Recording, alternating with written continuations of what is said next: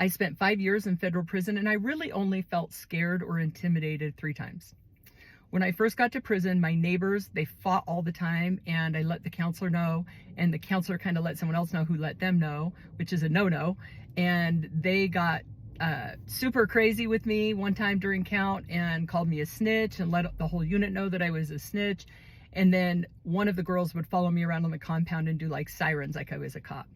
And I remember talking to my boss about it and saying, like, should I be concerned? And she goes, nah, if she did anything to you, they'd put her in the shoe and then they'd ship her to a different prison and she'd lose her job. And I thought that made sense until someone told me recently, yeah, but she was in prison. You really think she was thinking that logically? And I was like, oh, that's a good point. I don't know why, but it comforted me. But what ended up happening that resolved that was that same woman had a big confrontation with the officer. And then she came to me and asked me to blog about the confrontation to kind of get even with him. And so it was kind of a weird, twisted way that we resolved that all.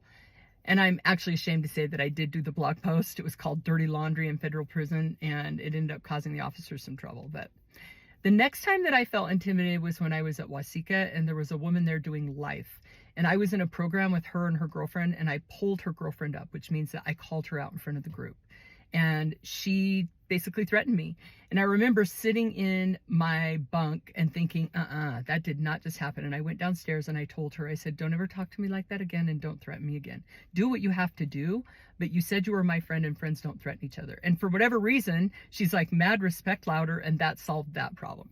The third time that I felt intimidated, I was working as a photographer with a lifer, and we had kind of a confrontation about the way we were taking pictures. She was really bothered by some things I was doing. I ended up quitting my job and then just feeling uncomfortable when I was around her. And you can't get away from people, you're in prison.